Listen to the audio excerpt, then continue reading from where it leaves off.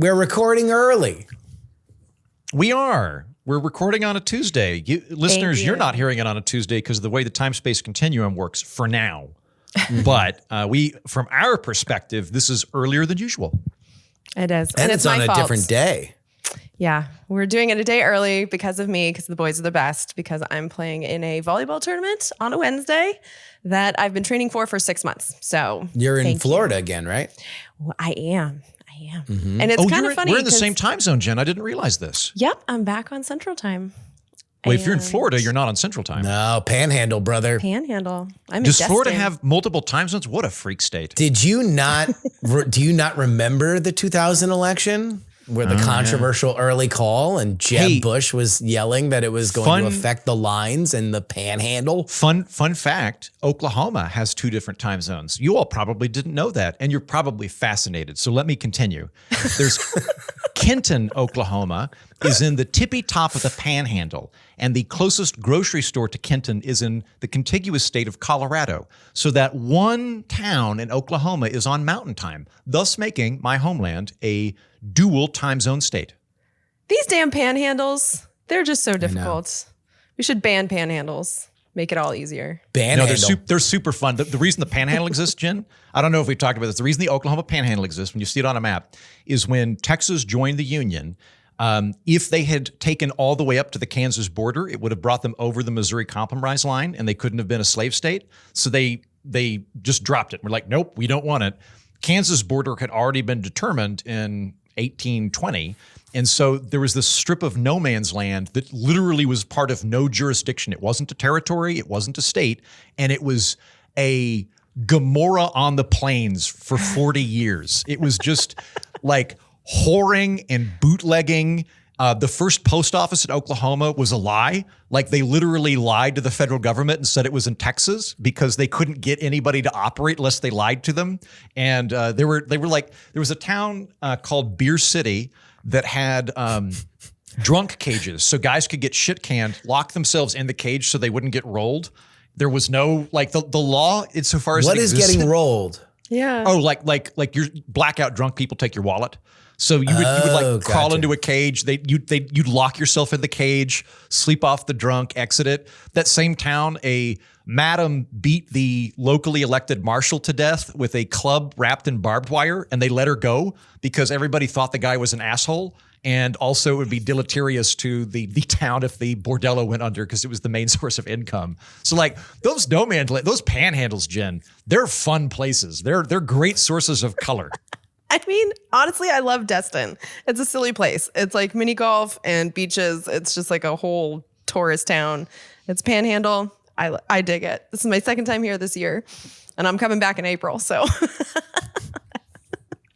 think I like Florida.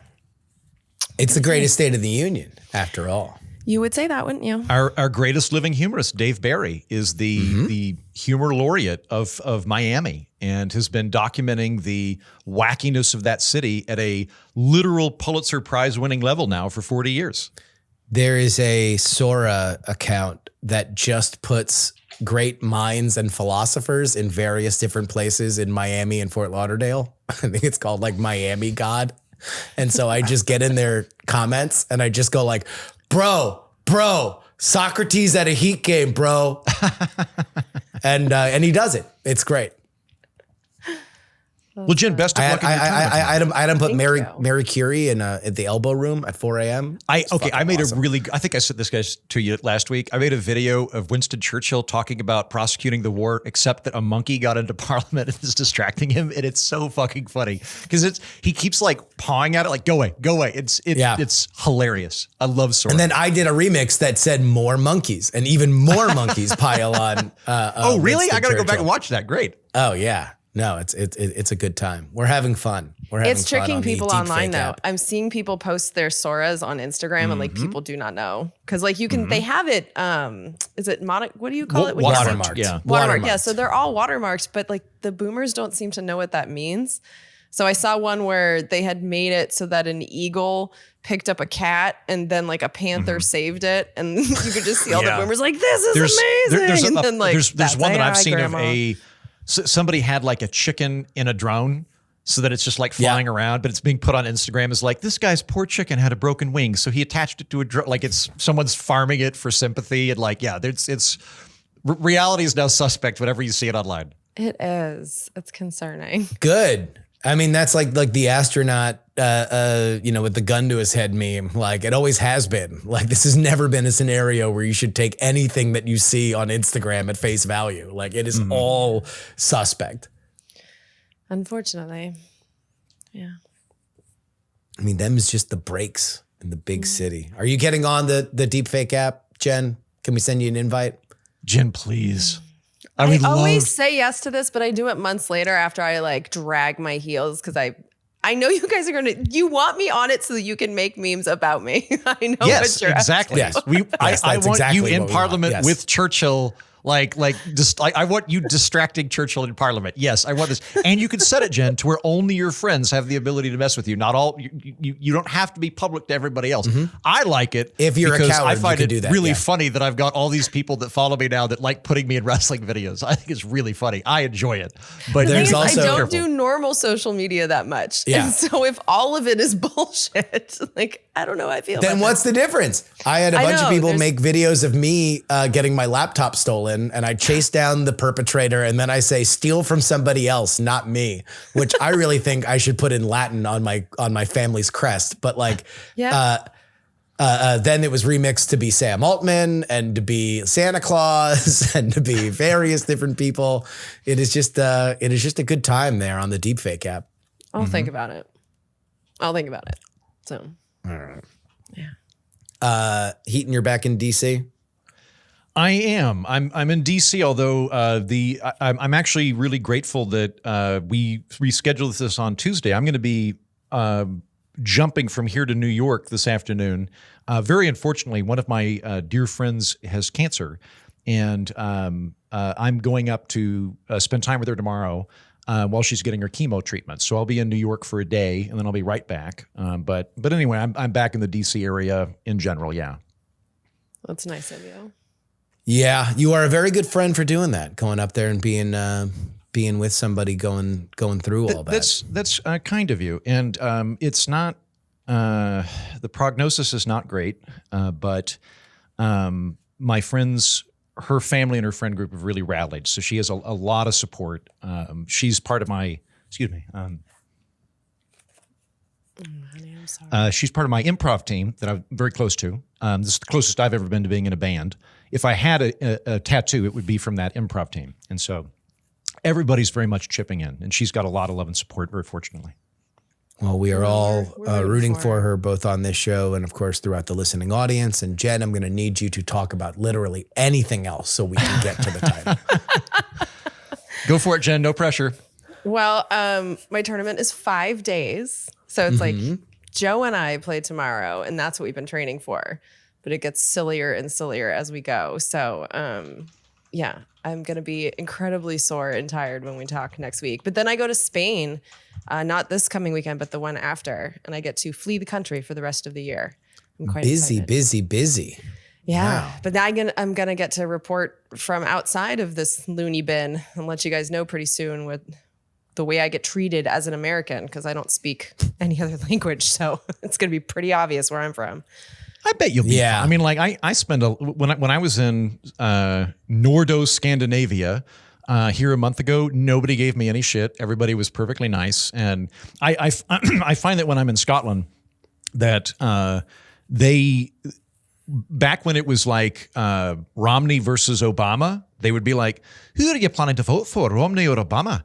And like now they're like, "Well, you've got a passport. You probably don't like Trump then." And I'm like, that's correct. You've reasonably inferred that. So they just sort of assume I'm on the non, like they just assume that I am thrown off. And so I don't think I've really received any shit abroad the last few years.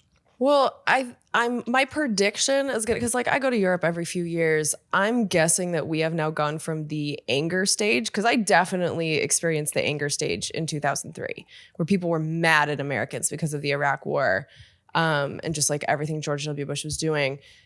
I still felt that in 2008. I think we've now crossed over into the pity realm is kind of what I'm expecting. So I'm actually not afraid to be there in any way. I never was, but I'm expecting I'm expecting people to be. I think they'd nice just to be us. mad at you for anything else that you're a tourist taking up space in Spain. That seems to be what they're mad at these days. But you know what? Because we have the dog, a lot of times people don't think that we're tourists. It happens all the time. Like people ask us for directions. They just assume that we live there because we have the dog. So we kind of I don't think you and not Joe are me. going to be getting asked for directions in Spain. I have such a fucking painfully Yorkshire horse face. I look so goddamned English. Like anywhere I go, people assume, well, that person's definitely from either America or England. Like when I went to Egypt years ago, my longtime childhood friend Andrew Young, he's a little bit darker complexion. He has brown eyes, brown hair, and he can kind of blend in. So I would have to sit in the back because if I sat in the front, we'd get pulled over by cops. But if he sat in the front, everybody thought he was Egyptian. And if I buy anything, if I buy a scarf, everybody's like, sucker, he'll buy a scarf. Like everywhere I go, it's like that Indiana Jones scene where they're talking about the guy that like, he has 1,000 disguises. He blends in anywhere that it customers. Does anyone speak English? Like that's me everywhere I go. Yeah. People tend to not think I'm a tourist in Germany and Poland in my experience. I could take a guess why. Yeah. When Joe and I went to Poland, we looked around and we're like, oh yeah, we're Polacks. These are our people. This is obvious. Yeah. Yeah. So that's where we were asked directions a lot. Do you look particularly Polish? I feel like most of the Polish people I know are very blonde. But that's not a prerequisite? No, tall, brunette, like very white. I definitely fit in. And actually there were a lot of Ukrainians there at the time because we were there about 6 months after the war started. And I think I told you guys, like I was doing the Ukrainian soup kitchen, like all that stuff. And I look Ukrainian too. So I think that Eastern Europeans have a lot of brunettes. It's just very white just a brunette big people. Mix, you know. I was at a wedding one time in Edinburgh now 10 years ago and a lady came up and she's like, I know your dad. That'd be Gregor McGregor from the Isle of Skye. And I was like, nope. My dad's Joe Heaton from Oklahoma. And she's like, no, I know your dad. He's from Skye. And I'm like, nope, you've got the wrong dude. Can you hear my voice? And she's like, no, he probably came over at some point. And I'm like, trust me, he doesn't have it in him to like facilitate an international intrigue in the Isle of Skye and cheat on my mom. It didn't happen. Man, you are in for one hell of a deathbed revelation. God, you know, when my Uncle Gary died here 6 months ago, I was so rooting for that because we have some family history. Like when my great grandmother Edna Bickle died, or excuse me, not when she died, when her husband died some years ago in like 1950, great grandpa Bickle, who I didn't meet, had run a bus line from Alva to Kansas. I don't know where in Kansas, maybe Hayes. And when he died, his secret family showed up from Kansas to the funeral. He'd been a bigamist or something and just had like two families. And I was really rooting for Uncle Gary to have some bastard kids come out of the woodwork and have some Fitzheatons we could meet. Wouldn't that be fun to get cousins at 41 you didn't even know existed, but no luck. Man, what an underachiever. Yeah. From Austin, Texas, I'm Justin Robert Young. From Destin, Florida, I'm Jennifer Briney. And from Washington, D.C., I'm Andrew Heaton. And his dad from the Isle of Skye. And we're not wrong. On this edition of the program, we'll be talking about the Gaza peace plan and Jay Jones, a scandal that is roiling the Virginia race that will vote coming up here in November. All of that plus your emails. And let's get right into it. In a landmark moment Monday, a ceasefire and peace framework for Gaza was formally signed at a summit in Sharm el-Sheikh, Egypt. The document co-signed by the United States, Egypt, Qatar, and Turkey acting as mediators and guarantors, although Israel and Hamas were not present at the summit. Already under the Phase 1 agreement of the Trump-backed Gaza plan, hostilities have ceased. Israeli hostages were returned over the last several hours, and Israel has released Palestinian detainees, including those serving life sentences and recent arrests. The summit in Egypt improved the diplomatic legitimacy of the deal, with Egyptian President al-Sisi calling Trump's proposal a last chance for peace, while he endorsed a two-state solution.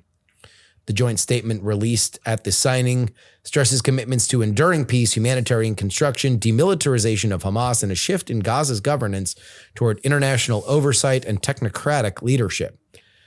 Many core challenges still remain, however.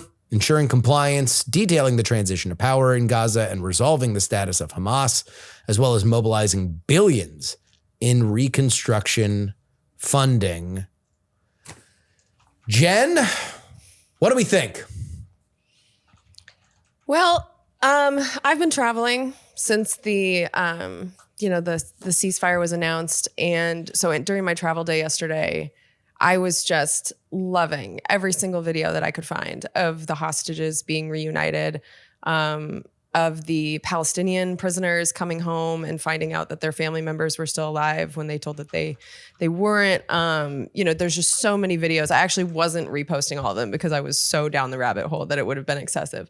So I let myself for the day just be really happy about it, because I had said to someone recently that I haven't been feeling well since Charlie Kirk was shot, and Joe stops and he goes, "You haven't been okay since October 7th." And I think there's a lot of truth to that. So I let myself have a day of just like, okay, at least some of this is over. It's over 100% for the hostages. That much we know. And I celebrate that, and I'm thrilled, genuinely thrilled. I still worry for the Palestinians. I know that this is being framed by Donald Trump because I think he actually wants this to be the end of the war. I doubt it, unfortunately, because we've kind of been here before. We might remember that there was a ceasefire back in January. It lasted about 2 months. Israel broke that ceasefire because they wanted to continue the war because their objectives had not been reached. And as I look at the situation now, I don't see things all that differently than they were at the beginning of the year, because they wanted Hamas to be completely destroyed. Hamas is not completely destroyed. In fact, there are lots of reports within Gaza now that they're taking over again. I also have been saying for a long time that I think the overarching goal of some in the Israeli government right now is to cleanse Gaza completely of its inhabitants. When you look at what has happened, like where the Israelis were told in this phase they have to pull back to a boundary, but it's not the boundaries of Gaza. Like right now, the Israelis are still controlling about 50% of Gaza. And I tend to question whether or not those are the new boundaries of Gaza.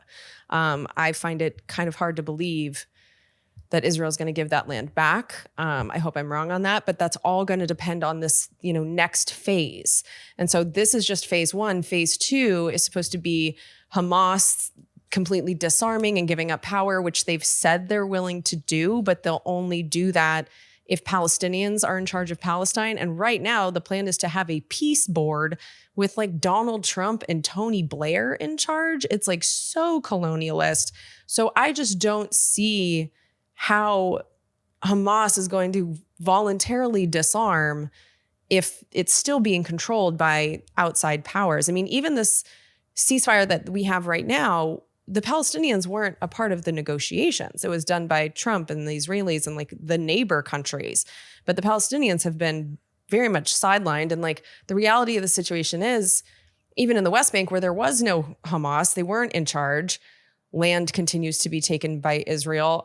Some of the prisoners that were released were from the West Bank, and the Israelis told the Palestinians living there, like, even though here in Israel we're celebrating in Hostage Square with thousands of people, the Palestinians are not permitted to have large celebrations. So they're still being controlled by Israel. And I think that is the actual root of the war. And so until you have the Palestinians with self-determination and the ability to defend themselves and the ability to control their own borders and their own resources, as long as that is not the case, this war, like the real war, the one that started, in the early 1900s, that war is very much not done. And I'm just like, I want to have hope that we could get there. And like, what gives me hope is actually the fact that Israel's standing has been so diminished in the world. I mean, I look at my own reaction to this. Until October 7th, I really wasn't questioning anything about Israel and Palestine. It was just like a faraway thing that I didn't know much about. And then I took 2 months to really study it and learn it. I wasn't going to do that unless October 7th happened. And then the violence that Israel I mean, the overwhelming amount of violence and the starvation and everything that they did to Gaza, I think, has shocked the world so much that Israel is not as powerful diplomatically as they used to be. We also have many countries that have recognized Palestine officially as a state. And then Israel went and bombed its allies. And I just think that all those things together might have weakened Israel to the point that the world has more leverage over them to not restart the war. That's what I'm hoping. My crystal ball doesn't say that's true. And then also the Israeli military, they're struggling to get people who are willing to continue to fight this. And so there are some forces now that could maybe help this peace hold on. But I think as long as there are still people empowered in Israel who have the goal of Gaza and the West Bank no longer existing, as long as that exists in the government, I tend to consider this a ceasefire and not an end to the war. But I am happy for the hostages. I mean, that's the one thing that is permanent here, is that those people are home. So I celebrate that, but the rest of it, I'm very nervous about celebrating right now, because also the people that I care about in Gaza, I've been following these people for years. Some of these people I've been following since before October 7th. And so I've been like along with their journey, and all of them survived. But like one of them, her name's Rosie. She's kind of ditzy, but she speaks perfect English. And she was staying in a house in North Gaza. And she really tried to stay there. And it was maybe like 2 weeks ago that she decided that was too scary. And she went south, and she came home, and that apartment that she was living in, it's all rubble. She can't get to it. So it's like, she doesn't know where she's going to live. All her stuff is gone. She has literally nothing. And then the guy that was taking her rent is still taking it. He's in Egypt. And when she called him and she was like, hey, my place doesn't exist, he's like, well, I've already spent your money. Too bad. So it's like, this is what people in Gaza are dealing with. And I just don't trust the people in charge right now who didn't give a shit about them getting constantly bombed for 2 years. I don't really trust that they're now going to like rebuild them a new paradise and give them the contracts to rebuild their homes. I think this is going to be a pretty corrupt situation. I don't trust that the Palestinians are going to be the ones who get to rebuild it. So I worry for the people of Gaza and for the people of the West Bank. That's pretty much my bottom line. Heaton? I'm thrilled. I'm very happy. I think this is a thing to celebrate. Blessed are the peacemakers. I think that this is the most hopeful I have been for Israel and Gaza in 2 years. And I'm very pleased that there is a cessation of violence going on and the possibility of peace. All of Jen's points are valid and might come to fruition.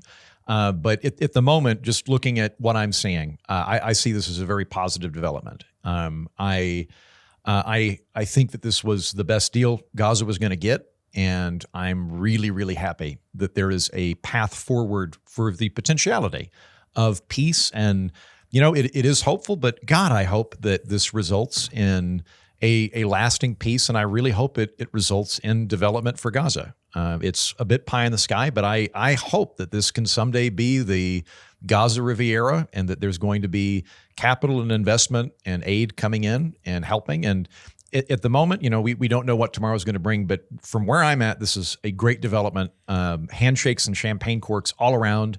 I'm very pleased on this. If a year from now this holds, then Trump should be eligible for a Nobel Peace Prize. I'm not a Trump fan, mind you, but when you look at Nobel Peace Prizes in the past, we gave one to Yasser Arafat, we gave one to Menachem Begin, I don't know how to say that, but a leader of Menachem back in the day. Yeah, Menachem Begin back in the day. So like people that were leading paramilitary organizations have been given peace prizes. We gave one to Henry Kissinger for negotiating the ceasefire between Vietnam, and we gave one to Barack Obama purely for not being George W. Bush. Yeah, it was before he'd done anything. So if this holds, then credit where credit's due. And I hope that this also means that the president really does want peace, that is his primary motivation. And I'm willing to give him credit on this one. So this is a happy day for everybody. And I remain celebratory and hopeful for this development. It's funny when you give that list, I'm like, does that discredit the Nobel Peace Prize, that list of people? It might for the record, it might well. I don't think Trump is a good person or a good president, but within the spectrum of Nobel Peace Prizes, I think he is well within the confines of it. So like, sure, give it to him. Let's encourage more people that are egotists with transactional mindsets to get credit for making peace. Let's make those incentives, put them in the right direction. Like, give him I the will shiny stand up thing. and applaud him on this. Yeah, I will too.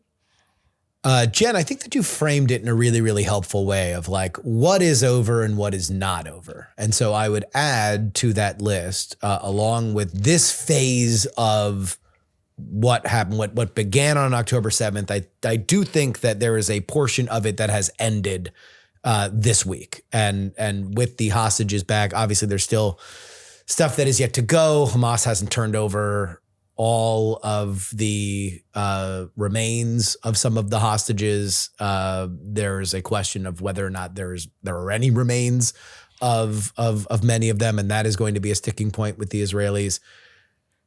I think that is over, and we should be thankful for that. That this was an exceptionally violent clash that came from October 7th, and I think anybody who followed the region knew it was going to be awful. I don't think anybody could know that it was going to be as awful as it wound up being. I would add to that we are at the end of the Iranian proxy era of this conflict, which does stretch beyond that.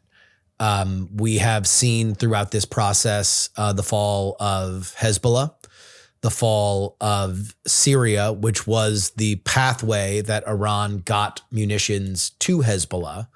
And we have seen the attrition of Iran. There were reports that came out this week that, to the surprise of a few, the regional partners that have populations that hate Israel have been working with Israel behind the scenes for one common goal, and that is to get Iran off the power player map in terms of being able to affect the region's politics. These aren't all for sunny reasons. These are often for reasons that are, far more local than they are moral. But that is what it is. And I do think that we are now in a different phase where we are going to see different power players that will have bigger effects on the region. The good news, or the optimistic side of that, is that all of the power players that can now flood the zone and influence with money are more stable countries that have less interest in proxy warfare than Iran did. Iran essentially didn't have a military. They spent all their money on creating these proxies. I think we have also seen the end of this phase of a jihadist perspective that Hamas and Sinwar had leading up to October 7th. The point of October 7th was that there would be a violent incursion. They would record it and broadcast it, and rising up to meet the moment would be the other Iranian proxies, including Hezbollah and the Houthis, and the other regional partners and the people, the Islamic citizenry of the region against Israel. That not only didn't happen, but there was a cost paid to Gaza, the likes of which will take generations and generations and generations to even begin to rebuild from. I don't know what that means going forward, but I do think that watching that example now in hindsight would not seem to be something that people would want to repeat going forward, at least in the immediate offing. As for what happens from here, and this is again what doesn't change, it does not make the Israelis and the Palestinian people great partners to create a two-state solution. Not overnight, certainly. Do we now have a fertile ground where more can be created than before? Maybe. We will likely see some kind of self-determination of the Palestinian people in Gaza. That has not happened since Hamas seized power in, I believe it was 2007. They were denied that for all of this time. Hopefully they will have some version of that going forward. And Israel has lost standing on the international stage. There is no doubt that is a real part of this. We will find out going forward whether or not for them this will be worth what they gained. And I do think from the perspective of the Israelis, if you could say 2 years later, Iran's nuclear capabilities would be gone, Hezbollah would be destroyed, Syria would be turned over, and Hamas would be relegated to essentially sectarian warfare. This is what they're doing now. They're shooting rival gangs in Gaza. They're doing public executions, going to their second favorite thing to do. When they're not killing Israelis, they're killing Palestinians. I think that's, you would from a cruel perspective say that on paper would be something that is better for the state of Israel than what had happened before. But obviously the death and the loss of life here is just, it's staggering. And I am thankful that we are done with this phase. I don't think anybody who's paid attention to this region for longer than a few months would think that this is, sunshine and roses going forward. This is still an incredibly rough neighborhood with very, very, very deep, violent sectarian divides. Heaton? Two things. One, I think the problem is there's not enough ethnic groups and we need to add more people. So like the Uyghurs, the Roma, just bring in other groups. I think that this could really bring stability to the region. That's the Heat and Peace plan, is add more Turn groups. Israel and Palestine into America. Exactly. We need more ethnic groups. That's the problem. It's dangerously low in ethnic groups, in my opinion. Maybe bring in some Armenians. They got a quarter over there. Give them some more land. I don't know. I do have a question, and I want to be very clear on this. This is not a gotcha question. This is me trying to understand stuff. And Jen, please correct me if I misinterpreted or misremembered anything you said.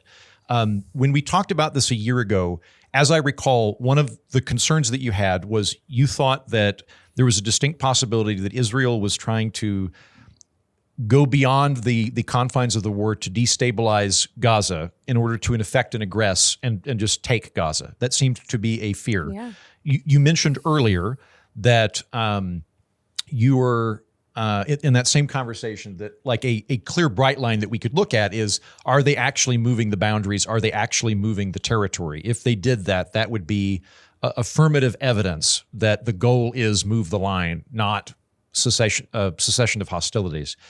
So you had mentioned in our conversation today that you're concerned about them relinquishing certain territories. Have they actually annexed territory? Have they expanded the boundaries of Israel? Is that something that either has come to disprove your original fear or alternately double down on it? Well, so if you look at the boundaries this is all very unclear at this point because this deal has multiple phases.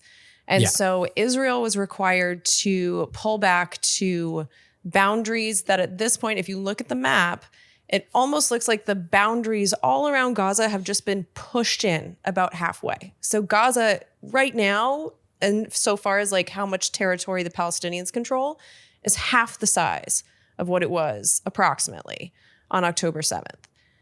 My concern is that those might be the new boundaries. But that remains to be seen. Like no one's actually said like, this is it, you're never getting this back. So it's Gaza, but it's occupied. Yeah, Israel. Well, Gaza has been militarily occupied throughout this incursion. So they have taken and held areas of Gaza throughout this process. There's no question about that. Yeah.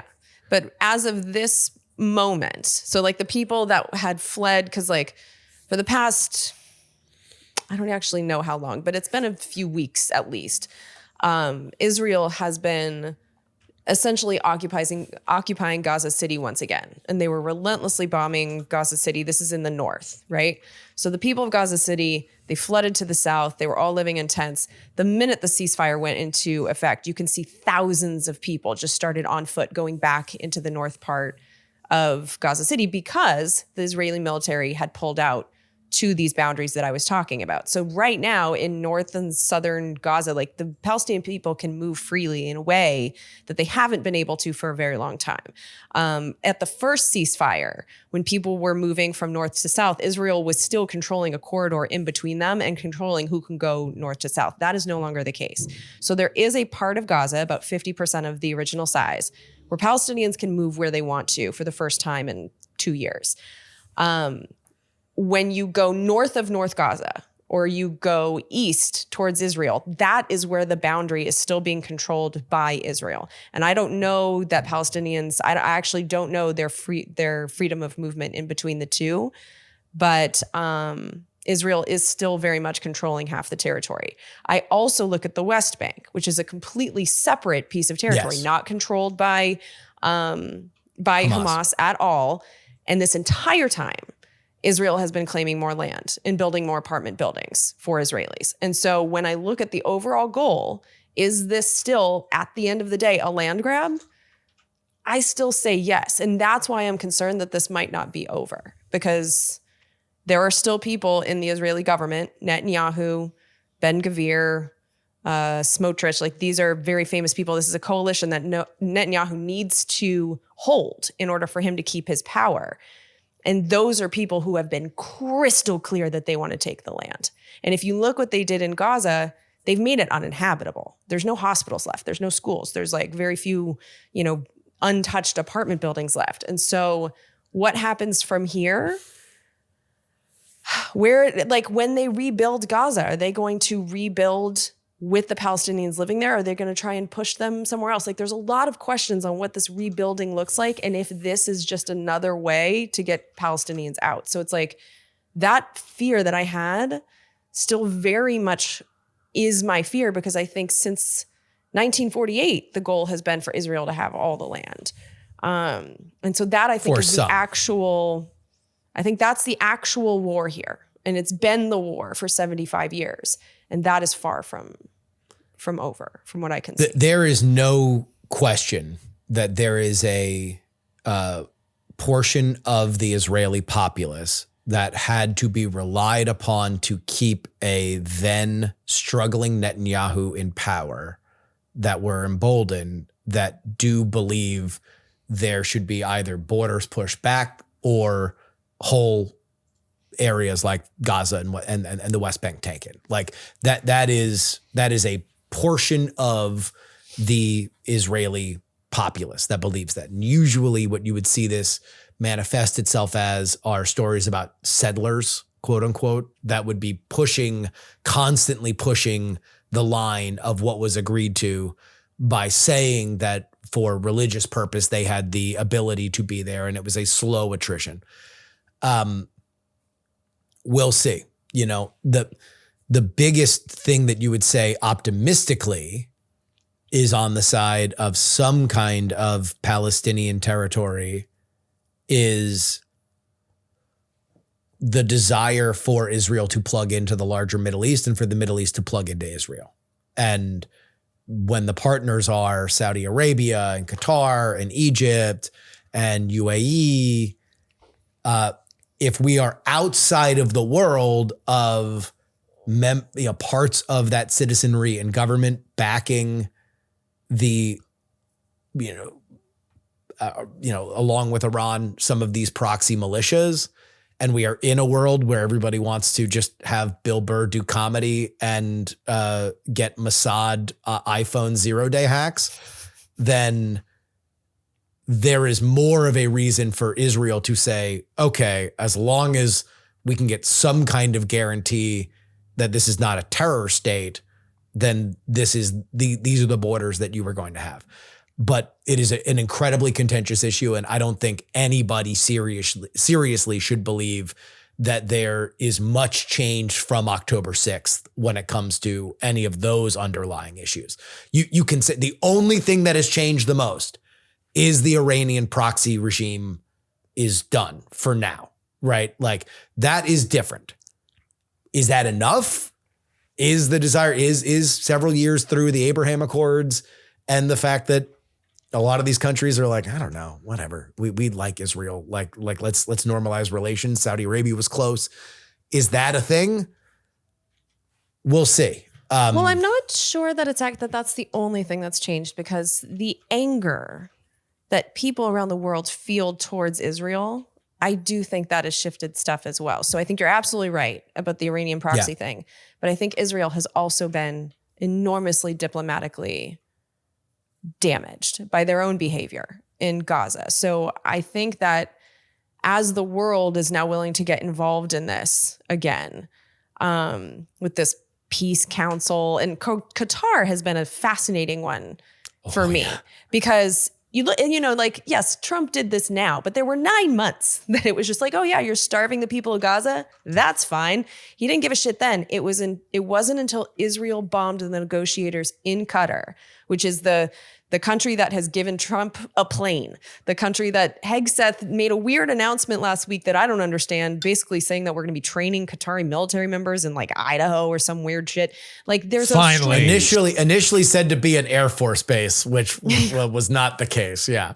Yeah. Just like weird. But like the point I'm making is that the Trump administration has a friendliness with the Qataris that I don't quite understand, but that was the red line. Out of all the things we've seen, it wasn't the hospital destructions, it wasn't the starvation, it was the bombing of Qatar, which tells me, because Qatar was also the place that has been giving shelter to the Hamas leadership for many years. So they've now found themselves in this fascinating mediator position where they do seem to have power here. And so where the dynamics have changed so dramatically, with Israel losing support in the world, but also Iran losing support in the world, I do think that the hopeful part of me is like, this is a different board game than it was 2 years ago. And who knows where this could go? It could go the bad way, could go the good way.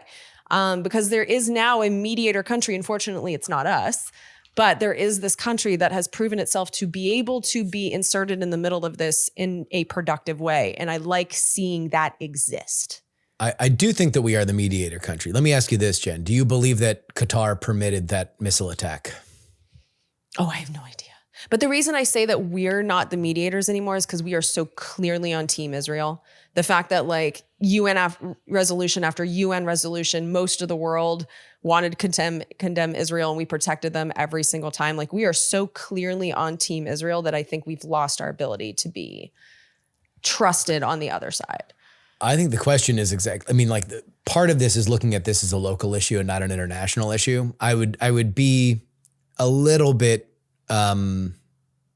skeptical of what international pressure means to Israel, considering it didn't really stop them throughout any of this, right? Israel's audience is of one, and that is the United States, and I think you had more Israeli people. Because the Israeli people were protesting, and I do think that was a big part of this. So I think the Israeli people, if the bombing starts again, are going to show us who they really are. Because they were saying, you bring back the hostages and this is over. Yes. If that's true, and they keep going out into the streets and protest anything crazy that the government does, like, I actually think that could make a difference. I would agree with you. I do think that there is a meaningful thing that has now been crossed that gave Netanyahu a lot of leeway within that country that now no longer exists. Like he does not have a carte blanche in Gaza, and there is a desire, and I think you hit on it too, militarily. Remember, this is a conscript army. Yeah. This is not a volunteer army. You have to serve. It is a mandatory service. And they've been at war for 2 years. That's a lot of people that have come and gone and served, and conscript armies are hard to keep together. It's why you see a lot of the kind of, let's say politely, undisciplined behavior from IDF soldiers, because, you can't kick them out. You can't threaten them to kick them out. If you have a volunteer army like we do in the United States, and you say, hey, we're going to give you X, Y, Z, and you get X amount of money, and if you get dishonorably discharged, it's bad for you, then you have some element of, hey, don't do that you do not have in a conscript army, because you can't kick them out because you need them. The reason why I made the point about the Qatari missile attack is because, to me, and I don't know where on the scale of like Candace Owens saying that Netanyahu murdered Charlie Kirk I am in terms of conspiracy theory, but like that is something I viewed possibly as Qatar saying, we're out of the Hamas game because the missiles hit and they got an apology. It wasn't World War III, and nobody really reacted in the way that I would have assumed if this were legitimately just a missile attack from Israel into Qatar. But look at what the results have been. Like, I think we've tried that's for 2 years to get the ceasefire, and this was like the red line that was able to make this happen. But also, what happens when Qatar says we're out of the Hamas game? Now, all of a sudden, all things are possible as well. So there is two ways that you can look at this. Israel finally did a thing that the United States could not stand, and so they pulled their chain, and now we are where we are. But I don't know if that gets Hamas to the table to release the hostages, because the reality for them is that they just gave up the last bargaining chip that they had for a promise that they could get out alive, which means that they were probably running out of everything that they needed to continue to prosecute that war. And that only happens if they run out of their last ally, and that was Qatar, who was holding their leadership. And they did say that in the later phases of this, Hamas has agreed we don't even want to be a part of the new political governing authority, although they said that they won't step back until it's an actual Palestinian authority. I'm also curious about that. The wording of the UN resolution is, or the peace plan put forth to the UN is that Hamas has to not be a part of it.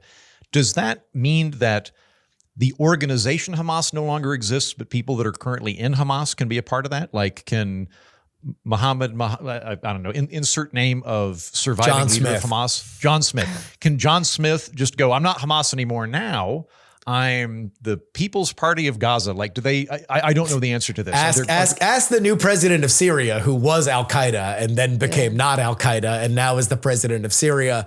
In the Middle East, all things are possible. There's a lot of ways that you can find yourself empowered. I'm working on getting the shutdown stopped here in DC. We talked about this last week with my horse plan. I'll be the head of Gaza. I'll do it for like a year or two. I'm not going to work on Fridays. I'm only working 4 days a week. It would be a step up from your personal life currently. So, oh my God.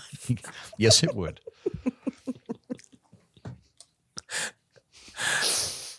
Any final thoughts?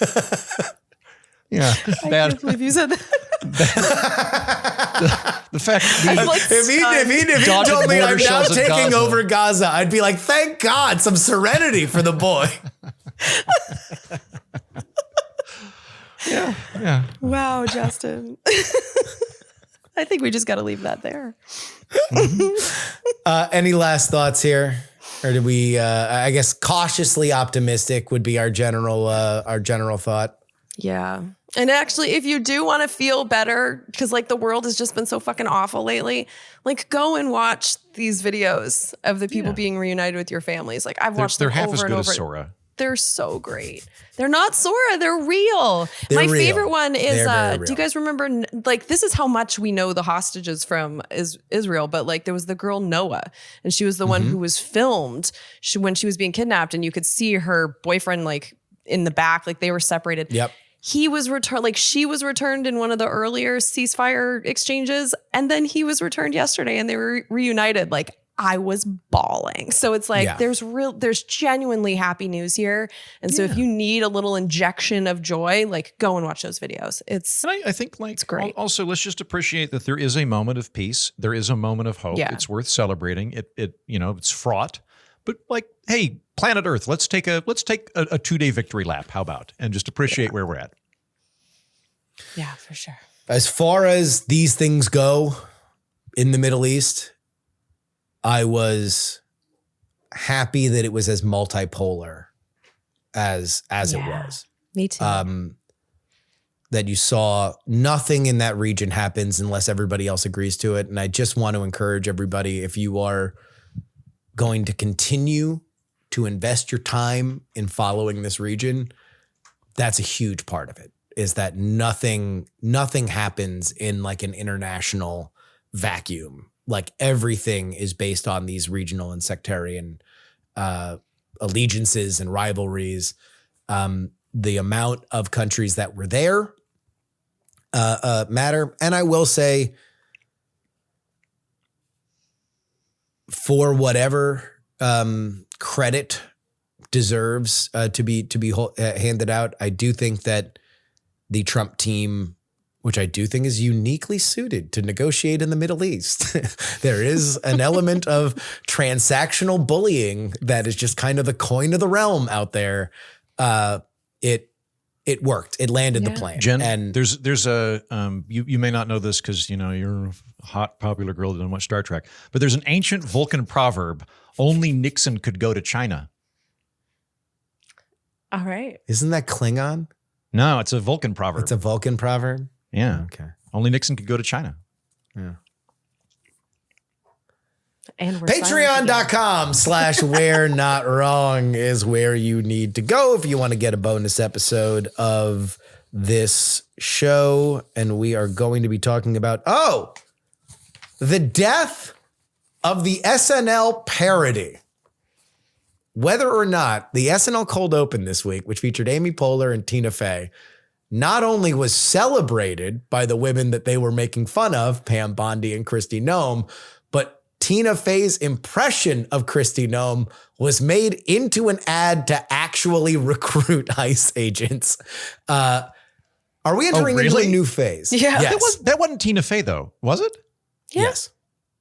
I don't think that was Tina Fey. It was 100% Tina Fey. It was definitely Tina Fey. That played Kristi Noem. Yeah.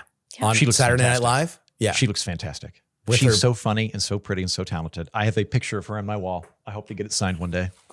Then how the hell did you not know that was Tina Yeah, Fey? right? I don't Which think part that's of her Tina body Fey. are you looking at on that poster on the wall? I think you're both wrong. I do not think that's Tina Fey.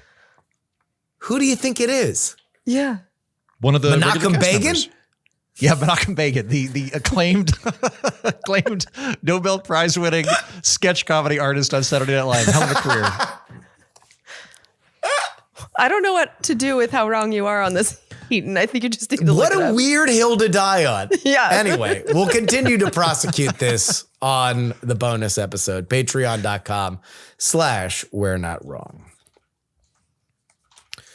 Virginia Democratic Attorney General Jay Jones has come under intense scrutiny after resurfaced 2002 text messages revealed he fantasized about shooting Republican House Speaker Todd Gilbert, saying Gilbert gets 2 bullets to the head and wishing harm on Gilbert's children. In the messages to Republican delegate Kerry Coyner, he also roasted tributes Republicans gave to a moderate Democrat, writing he would, quote, go to their funerals to piss on their graves. The revelations have triggered bipartisan condemnation. Following fellow Democrats, including gubernatorial candidate Abigail Spanberger and State Senator Ghazala Hashimi, has denounced the comments. Republicans and prominent state figures, including Governor Glenn Youngkin, Vice President J.D. Vance, and national GOP leaders have called on Jones to withdraw from the race. Jones has acknowledged sending the text, apologized to Gilbert and his family, and said he regrets the words. But the damage has been immediate. Internal polling has showed a drop in support. Betting markets have shifted in favor of his Republican opponent, Jason Miyares. And the scandal has injected volatility into Virginia's down ballot races. One of the things that Jones has not done, Heaton, at least as of now, is drop out. And no national Virginia Democrat, including both senators and governor candidate Spanberger, have called for him to do so. My question to you, should Jones drop out of this race? And if he does not, should Democrats call for him to? Absolutely and absolutely. This is toxic behavior. It is not something that is going to... This is bad on all fronts, right? So you mentioned the opening line that he had. This comes to us from one of the legislators in Virginia sharing her text messages with Jay Jones to National Review. They broke it. And apparently he texted her by mistake.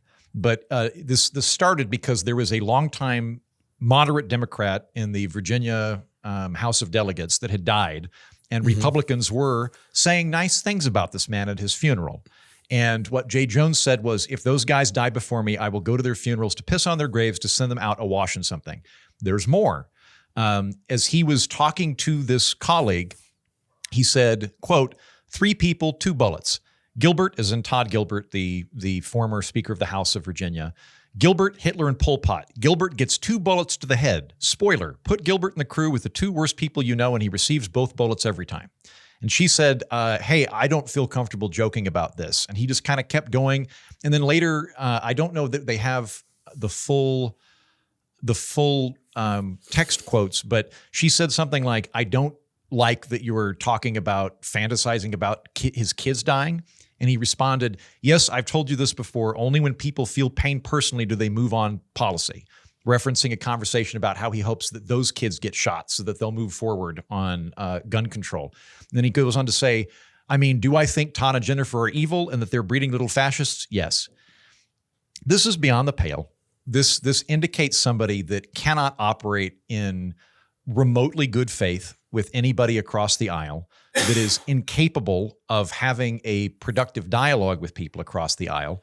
Were he to get elected as Attorney General for Virginia, it would cast incredible doubt on his ability to be objective or be neutral. And I think it's bad on all fronts. I think this is bad for Virginia, the state that I'm currently living in. I think that this is bad for the politics of people in Virginia. And I think that this is bad for the Democratic Party. I do not think that this is helping the Democratic Party. I think that it would be the best thing he could do is go, you know what? I screwed up. Serving in office is a privilege, and I was out of line, and I am not somebody that should be in this role at this point. And I think that, the senators and the governor should call on him to step down. And I think that there will be downriver effect on this. The Democrats would otherwise probably do very well this cycle. And having this come up here confirms a lot of what people think of. Some Democrats really do think if you're in the Trump camp, you were inherently evil and debased and utterly inhuman and vile. And I think that this is disqualifying. And he should step down. Jen? I'm confused, and I'm going to answer the question, but I don't know anything about this race. If he were to step down, is there time to replace him with another Democrat, or is it basically just handing the Republicans?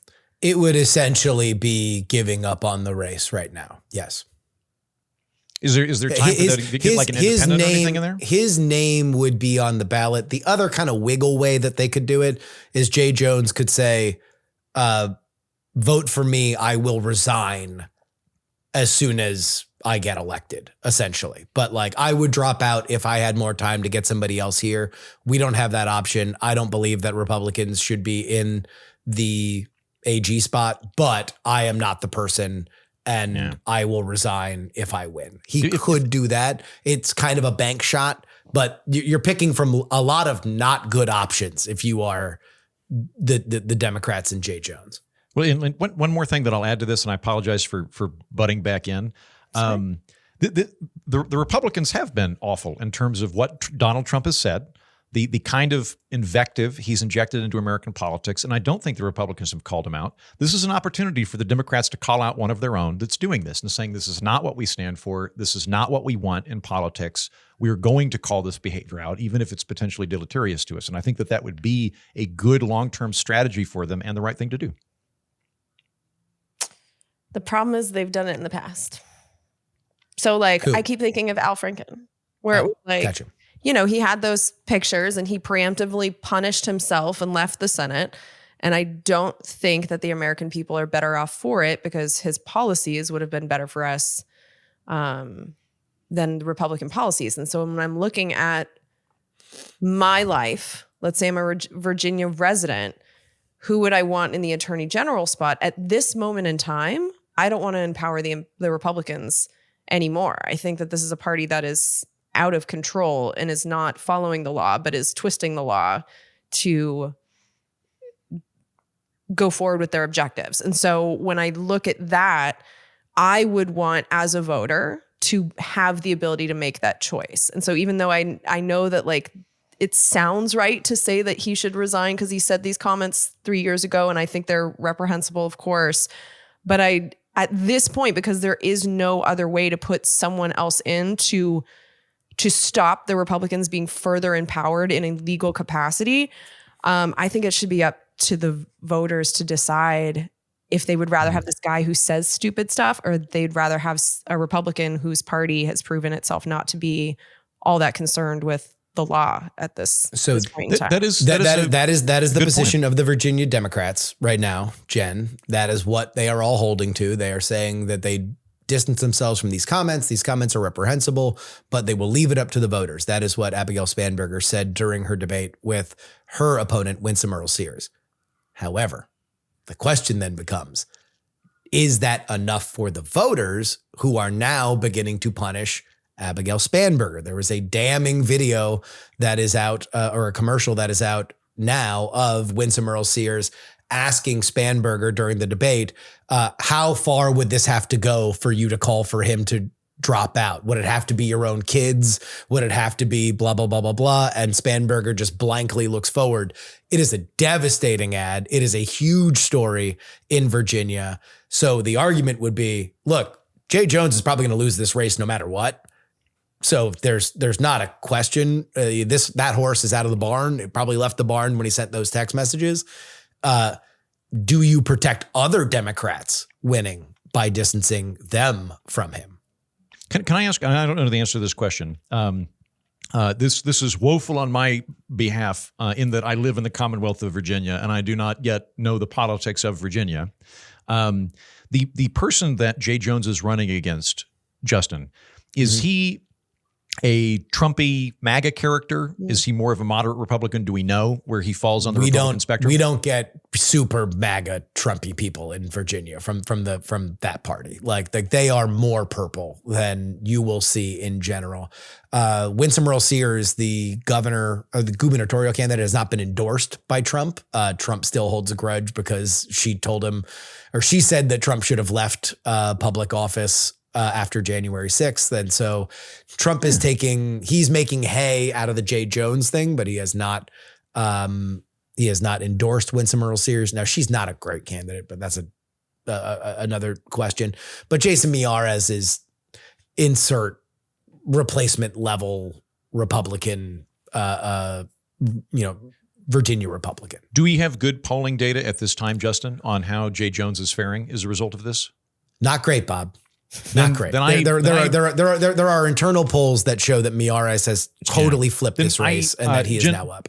Jen, I appreciate your position, and I think a criticism that's been lobbed at me several times, which is I think valid, is that I probably put too much emphasis on words and not enough emphasis on policy. I think that that's fair, but overall, though, I do think if you want the Democrats to be in power, this is an albatross around their neck, and it's better to have him step down, forfeit that office, and potentially maintain the governorship and other high offices than to kick it over to the Republicans as a result of this. Well, and if we want to focus more on actions than words, in the article that Justin sent me, I actually saw his action of driving 117 miles per hour in a 70 zone and getting community service for it. That's one of the reasons that I would think twice about voting for the man, because he broke the law in a way that endangered other people's lives. It gets better. Think is worse. It gets better. He was sentenced to community service and he did it for his own PAC. Yeah, he worked for his own PAC. He ended up doing community service on his own campaign to get elected. Yes. I had forgotten about that. Thank you. If I was in charge of the Democrats, here's what I would do. I would leave his name on the ballot just so if he doesn't want to resign, fine. And that way the Democrats can vote for him if they want to. But I would allow every Democrat that is running in Virginia or elsewhere to say whatever the hell they want about the guy. Throw him right under the bus and just give them that freedom. They don't have to line up and be like, well, here's why you should vote for him. Just here's the problem. Here's the problem. He's a Nepo baby. And his father was a longtime Virginia Democrat politico. Tim Kaine, the senator from Virginia, said that he has known Jay Jones since he was 11. And so that's why he couldn't call for him to leave the race. But these cowards. Number one, I'll say this. I hope everybody who's listening and my two co-hosts, that they find people in their lives that are as loyal to them as Virginia Democrats are to each other. Because they are thick as thieves. They don't turn on each other for nothing. But yeah, I agree with you, Jen. It's just come out and say, look, I'm not voting for him. Whether or not he leaves the race is his decision. I can't control it. All I can say is I won't be voting for him, or I don't know, if you're Jay Jones, just say that, look, you're young. I think he's like 33 or something like that. Go to anger management or rehab, Or whatever the job. thing is. Well, my spin on it would be, who hasn't said fucked up things to their friends on text messages? Like, I would hate The problem is that the text. text messages are not banter. It's like him being like, fuck this guy, I'd fucking kill him. And they're her like, going, oh my "I don't feel God, comfortable what are with you this. saying? Please stop Please don't talk I think texting she this. said, Jay, anymore." just stop. Yeah. And it's also, he also sent it to the wrong person. Like literally it began with like, I would piss on their graves. Whoops, that was for Mark, LOL. Like, Yeah. I'm not like, saying it would work for him based on the circumstances, but that would be my spin. And Wait, there is some truth to it. We all say fucked up things to our friends, and we don't always mean them. Like, you can, if you're gonna be super charitable to the guy, being like, you know, between Hitler, Pol Pot, and this Gilbert guy, Gilbert gets all the bullets. Like, that could be interpreted as a really fucked up joke. So if you wanted to spin it, that's your spin. I don't think it's gonna work. It wouldn't work on me, but that's how you could play. Hey, Justin, quick question for you, Justin. I'm assuming the answer to this is no. I would like people in Virginia to have the ability to vote for another option. Were I to register as a Whig and I live here, where I had to go in and be like, look, like I don't think that we should have a one-person race. I think if they don't like Republicans, they don't like this guy, you should have another option because I believe in the democratic process. I'm not going to get it, but I'll throw my hat in. I'm assuming it's too late for me to do that, but like Yes. I would. Yeah, Okay. when's this election? How close is it? November. So yes, probably too late. Yeah. Yeah. Too late. And even if I that's get the shame ballot of it all, signatures. right? Like, this would be so easy for the Democrats. They can just be like, oh, get out of here if they had time to replace him. I think that Something would else be worth obvious. pointing out is the timing on this is a little suspicious. If this were 3 years ago and this is when the Republican colleague brings it up, that is kind of Oh, a you damning time think? period to do it. Yeah. Do they call this an October surprise? Yeah. I mean, look, this was Oppo, as they say in the business, opposition research. But it's good Oppo. They dropped it at the right time. And it's left the Democrats in a real pickle. Like I've been shocked at how poorly the Democrats have handled it. I think it's largely indifference. Have you seen the Democrats? Well, because this is like not something that is that it's crazy, right? You can say things like, I won't be voting for him, or like, you can distance yourself on certain levels, or Jay Jones can say, look, I'm 33. Like I learned a lot, blah, blah, blah. Take a powder on this race. You can always come back. I'm a dumb kid, but make me your attorney general. Well, that's the other thing, is that he's not running for like lieutenant governor even. He's like, I want to be the top cop. It's like, I want to talk about shooting people and pissing on their graves. I want to be your number one law enforcement officer. Yeah, it's bad. It's bad. And that's why I'm so offended by the going 117 miles per hour thing. Like that for me was the unforgivable thing. Well, hold on. Where was he? Maybe there was a bee in the car. Did he have like a pregnant mistress or something? He got to get to the hospital. What was, there might have been justifying actions for that. Do we know why he was going so fast? Yeah. Maybe he he's was like 33, Menendez, and he had an Egyptian gold bar fall out of his pocket onto the accelerator pedal. Yeah, that must be it. You never know. You never know. Well, good luck, Jay Jones. Obviously, the three of us are pulling for you. Yeah. Godspeed. It might bring me to Virginia though, Heaton. I hope it does. I would love that, Justin. There's a really good cigar bar near me in Alexandria we could go to. Uh-oh. All right. I'm booking my tickets after this. Nice. Jen, there's a guy that I want to interview on the program, and I can't find him anymore. But he was a dude in Manhattan for years. And as a hobby, he would run for office in states that allowed for non-residency requirements to run if there was no other candidate. So like, let's say, theoretically in Kansas, there's only a Republican running in the 5th district. Happens all the time. He would run as a Democrat, and he would write he'd write in and he'd go, I don't live in Kansas. I live in New York. I think that the people of Kansas deserve to have an actual election. They deserve to have multiple options. So I am running. If I win, I will move to Kansas and I will represent you to the best of my abilities. But I don't think we should have one party elections. And I want to talk to him about that and kind of be like, where can you even do that? Because I think that'd be kind of a fun thing. Just run as I could run as a Whig in various places and be like, look, like I agree with that sentiment. People should have options. I'll move to Gomorrah, Idaho if I need to. If I get elected, I'll serve to the best of my abilities. I think it's more common than you think, because in 2018, I did a project to see what it would take to run for the House in every state. And I was shocked at how easy the residency requirements often were. So I think you'd be pleasantly surprised with how many options you would have to run as a Whig. I might hit you up on that. They got to keep them loose because the lines change all the time. And so it's hard to be like, oh, you have to live in the district when they're going to change the districts every few years. And two, because they all want to keep their jobs. So that's the fastest way that you could be taken out of your job. And nobody who makes the rules wants to make a rule about how they can't play the game. If Ryan Walters, our former superintendent of public schools in Oklahoma and an out-and-out theocrat, runs for governor, I have a mind to move back to the state and run. Just because like I care about my state. Yeah, I care about my homeland and would give thought to like moving back there and being like, all right, let's give this the old college try, see what we can do. Oh my God. Everybody send me his fucked up text messages. I'm running Heaton's campaign. That guy's got to have dirt. It'd be a fun year, Justin. It'd be a fun year. Oh yeah, Jerry. Oh, it'd be fun. It'd be real fun. We're Not Wrong Pod at gmail.com. Again, We're Not Wrong Pod at gmail.com, where you need to write into the show. Exit through the gift shop writes, given the release of Kash Patel's Punisher-themed challenge coins, I was wondering how the panel feels about the merchification of this administration. From Trump watches to Kai Trump selling sweatshirts in a White House photo op to golden Trump bust pins and meme coins, digital merch, but still. Is this just the 2025 extension of selling books and speaking engagements? Are libs just crying about it because Trump and his admin are doing it bigger and better? Or should there be more guardrails on using the admin to promote products for personal wealth / encourage those who work in the government to display signs of loyalty?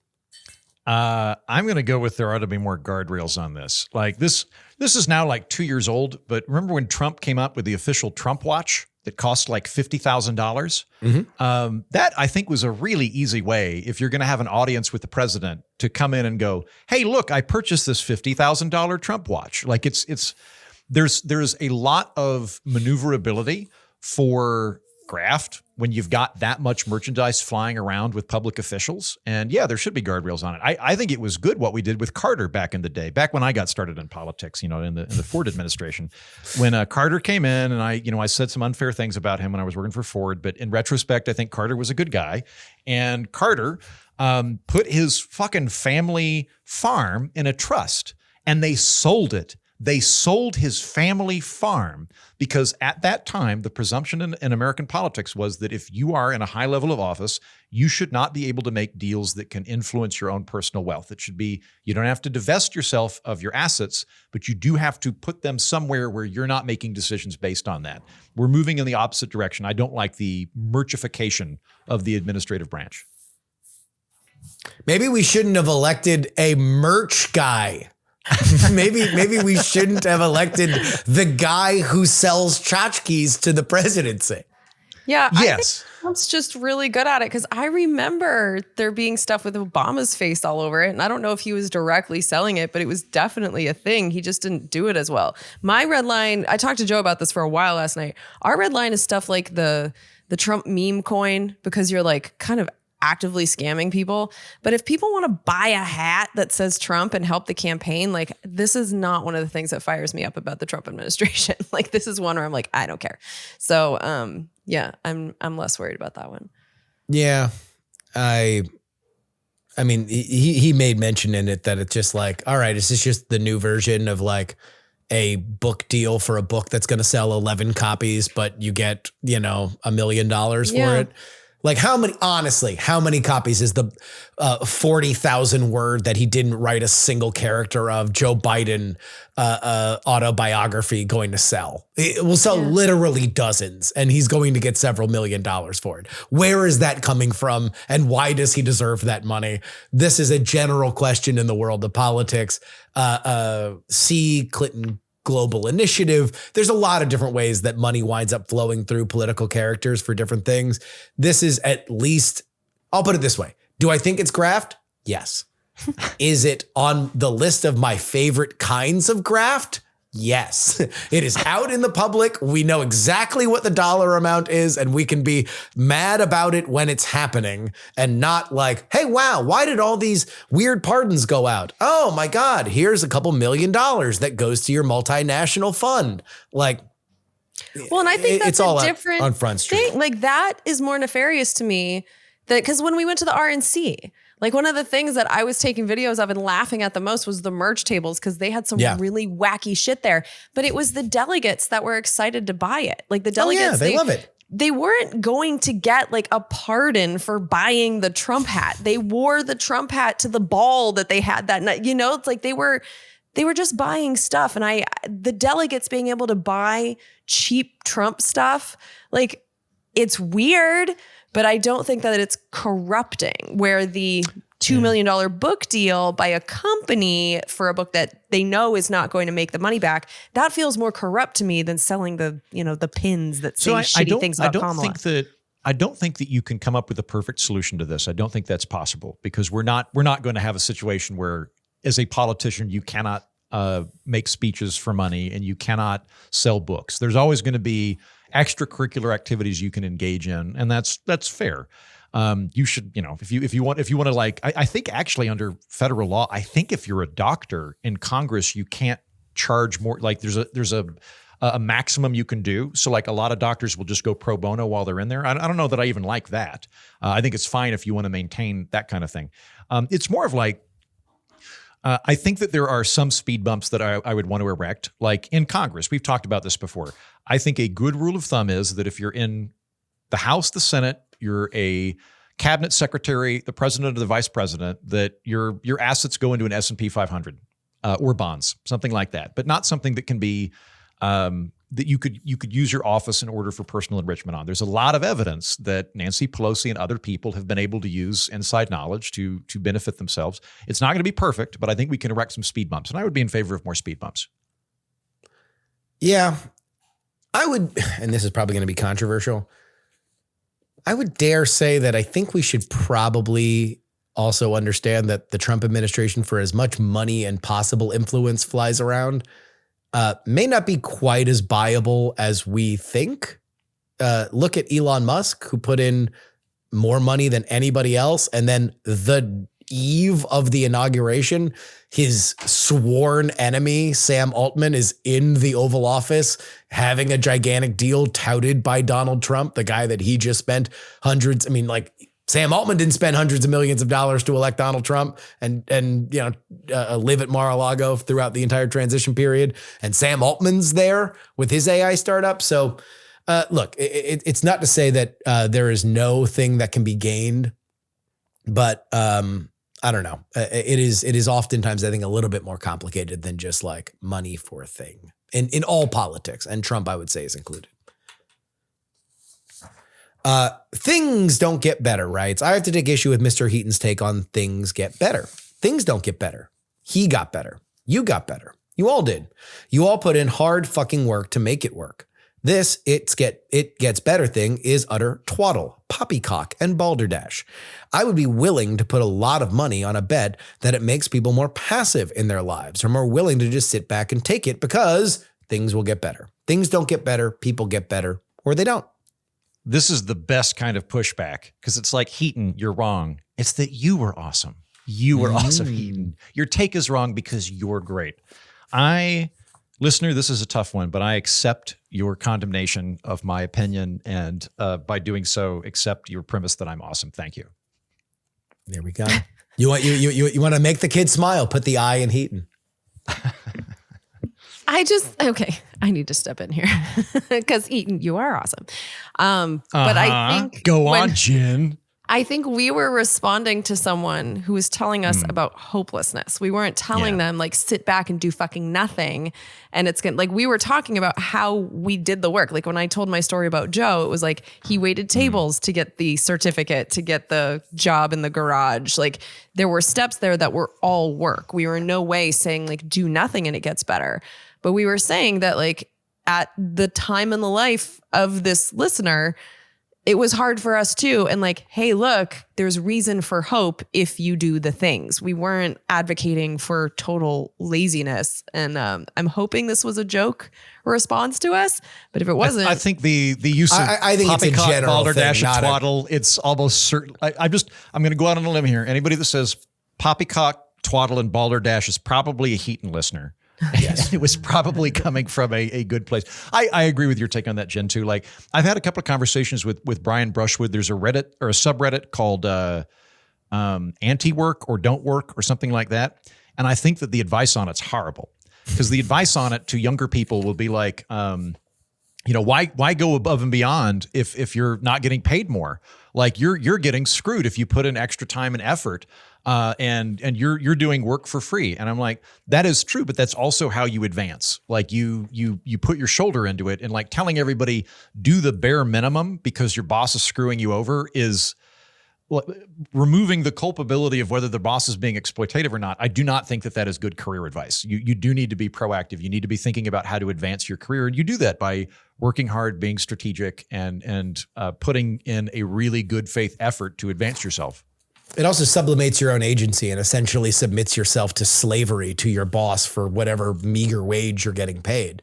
Yeah. Like, you going above and beyond isn't benefiting your boss. It is benefiting you. It is benefiting your ability to work harder and smarter, which you can apply anywhere else. You can take that engine and rent it to other people for money, or you can run it yourself for your own cash. But you only have the ability to do that if you create the capacity within yourself to do it. So I do agree with where the listener's coming from. I don't think it was a condemnation for us per se. I think it was just more of a general thing. I, being a gracious big man, accept your criticism and implicit assumption that I'm amazing. Thank you, listener.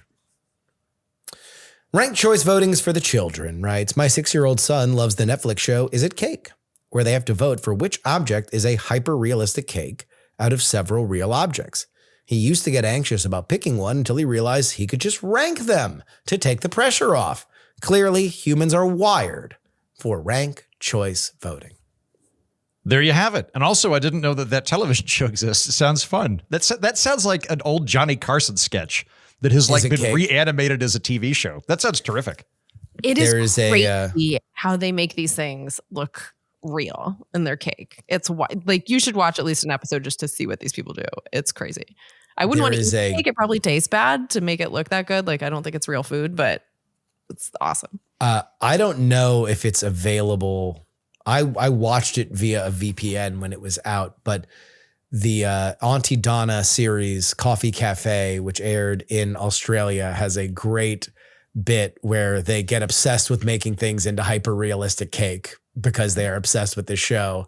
And then one of their regulars accidentally eats the cake, and she reveals that she has an egg allergy. And so as she is going into anaphylactic shock, they keep trying to find the insulin needles, only to find that that's cake.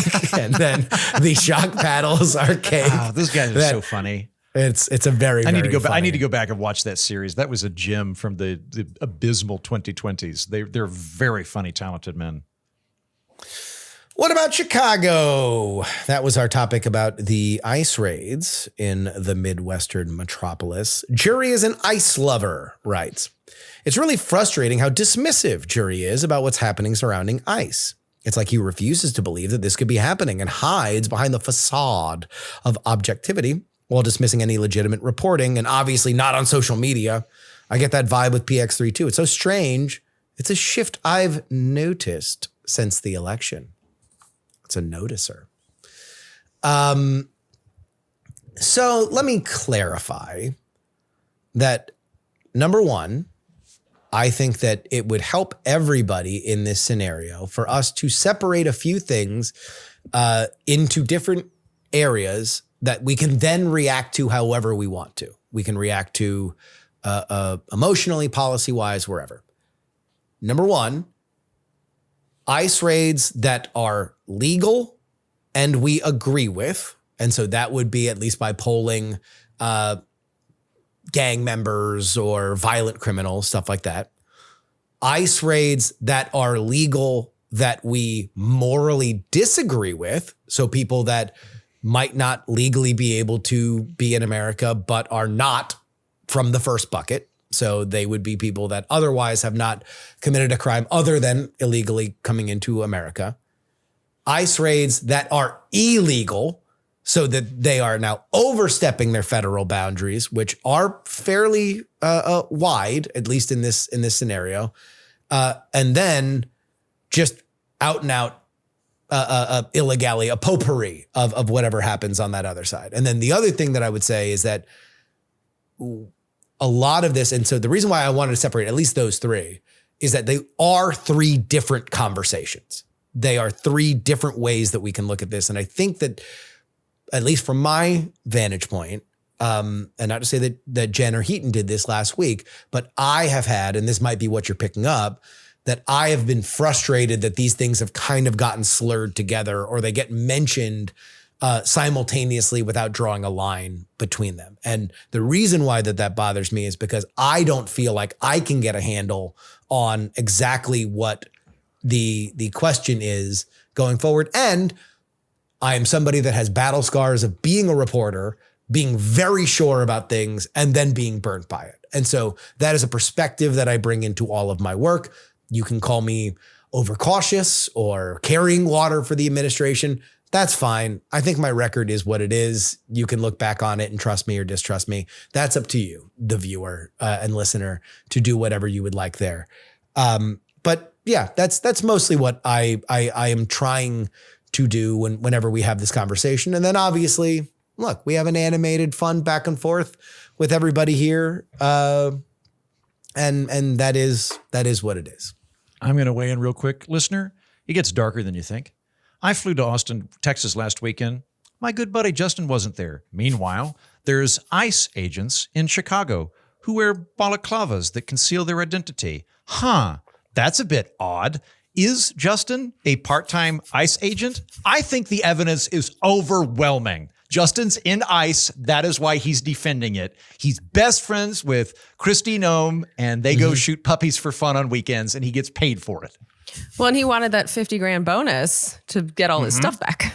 Let's go. I know. Exactly. Yeah, right? Yeah.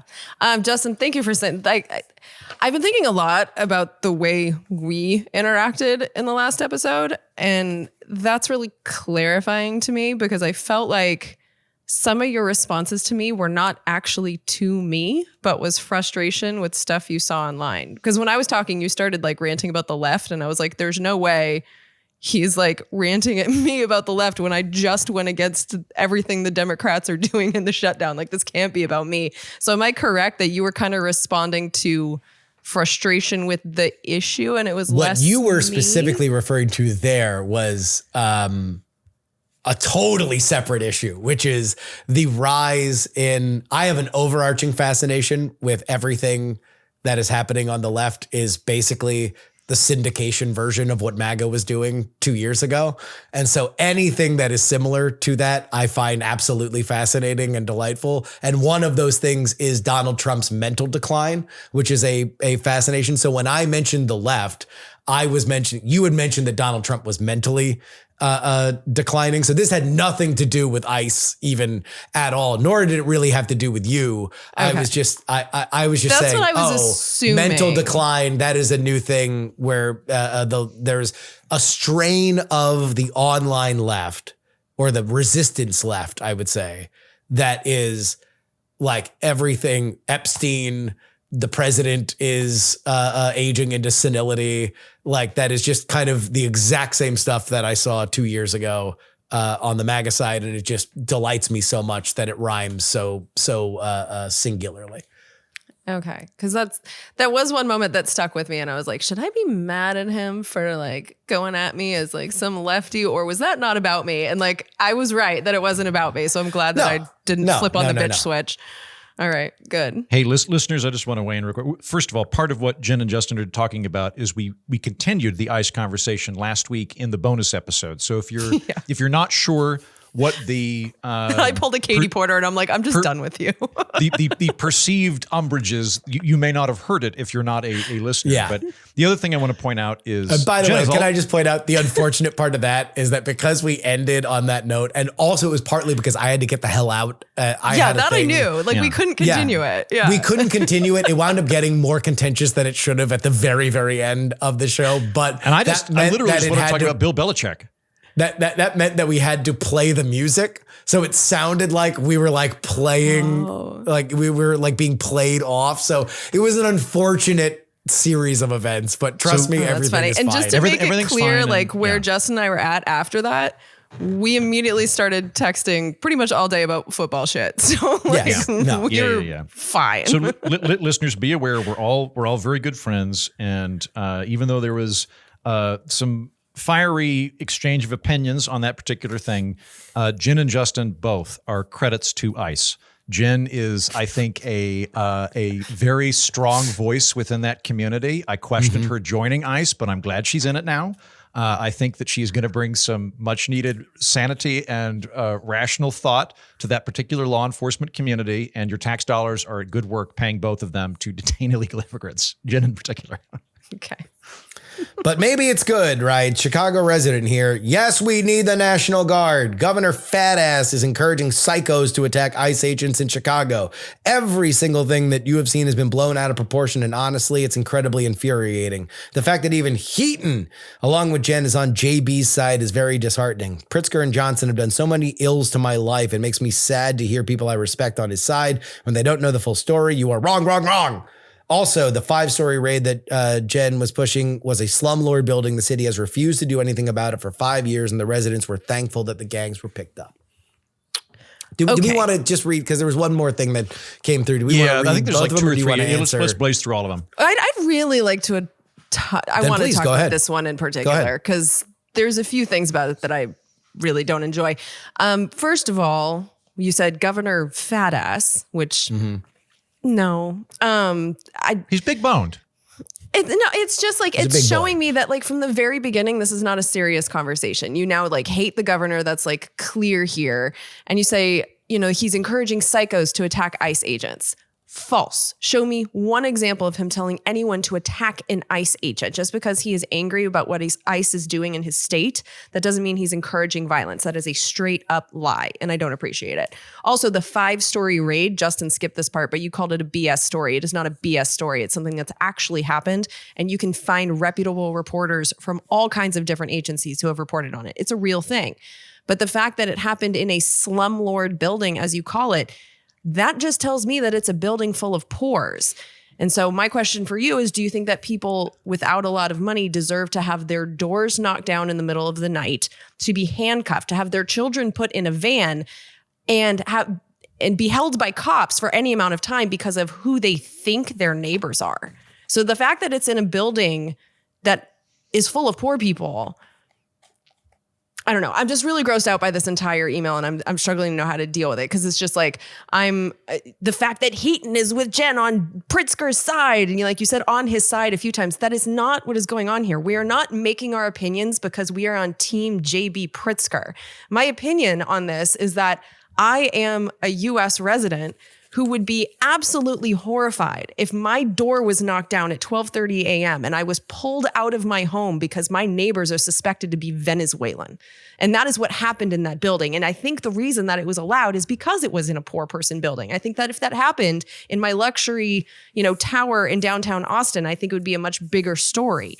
But if we don't have the right to be safe in our homes, if they can now come into our homes without warrants and pull us out in the middle of the night, we have entered into a very scary place. And that is what I am criticizing. It's not because I'm on one person's side. Like at some point in this country, you have to stop looking at things from left and right and look at right and wrong. And I'm looking at this as like, this is wrong behavior by our government.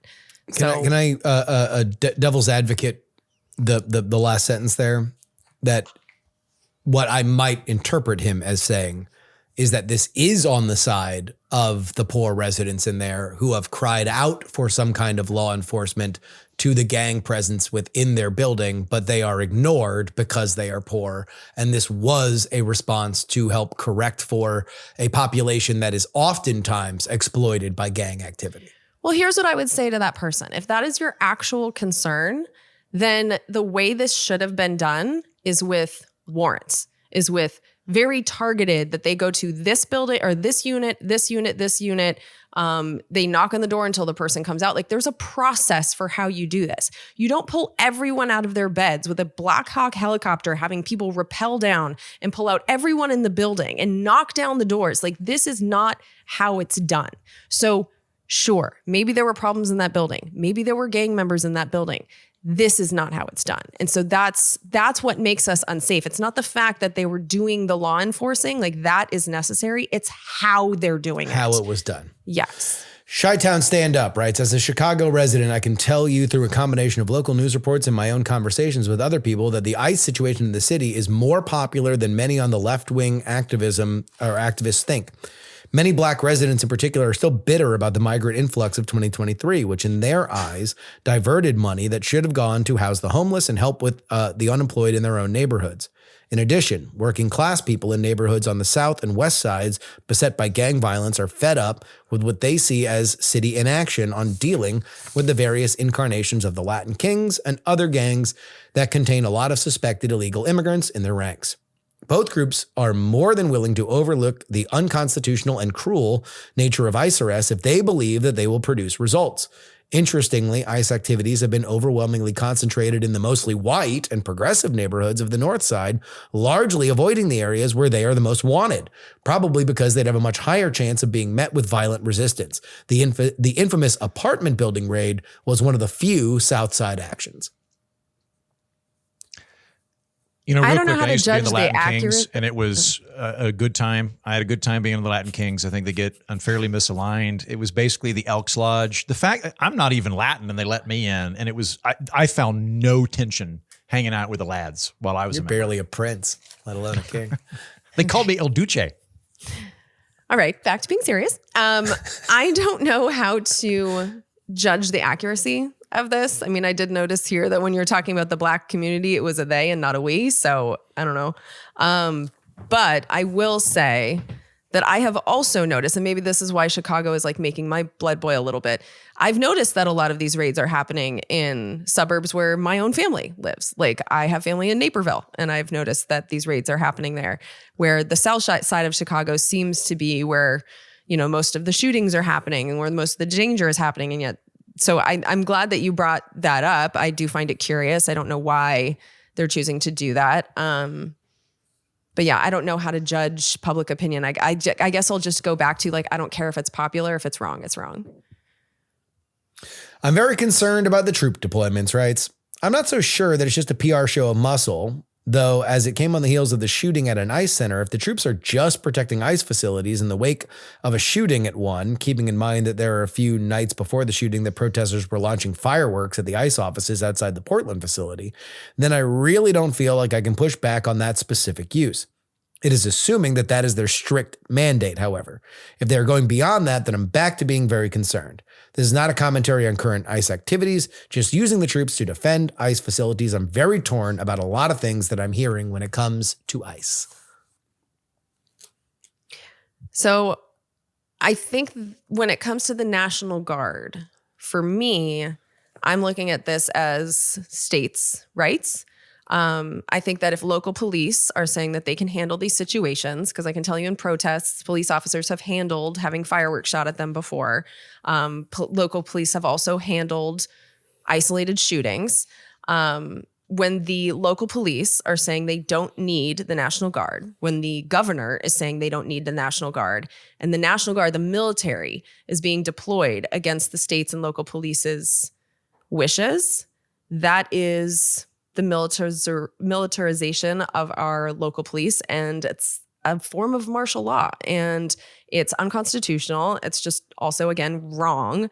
And I do think there is a difference. And like Justin was really correct in the last episode in pointing out that every one of these situations is different. So like in Memphis, The governor is all for it, so that is a different situation. But in California and Oregon and Illinois, the governors are saying we don't want this. And I think that separation of powers issue, that states' rights issue, the 10th Amendment, that's where we're running into trouble with the National Guard being deployed. So it's not really like looking at the reason that Trump is saying is kind of missing the point. The point is if the local police are saying we're fine and we don't need you, and that's going all the way up to the governor, I think that's what really matters here. Yeah. I want to see them deploy to blue states where the governors aren't running for president, personally. That'd be nice. Barry Weiss, being the new CEO of CBS, got one email. You can only write so many I'm liberal but articles, writes. Barry got where she is by telling powerful people what they wanted to hear. By the way, liberal media bias is a catch-all conservative excuse for why facts, logic, science, history, and educational and journalistic institutions, and indeed virtually all sources of information, contradict conservative opinion. A couple of things on this. I don't know Barry Weiss's career in great detail, so you might be correct about that. I will say that there's a particular type of character in media that I see pop up who is the I am a Democrat, but look how horrible the Democrats are, or I'm a Republican, look how horrible the Republicans are. It tends to be very popular. If you do that and if you're a Democrat and you go on Fox and talk about how awful the Democrats are, or you're a Republican and you go on MSNBC and talk about how awful the Republicans are, that is a character. There's somebody that I can think of. I've been on a show before who will talk about how he's a Bernie bro leftist, but is very, very, very pro-Trump and really, really shits on the Democrats to the point where it's like functionally you are a conservative commentator at this point, and you're creating this kind of. Why don't you say his name? He's famous. You know what? Because the guy was really nice to me, and I honestly, like, I went on a show, we argued, but we had a good time.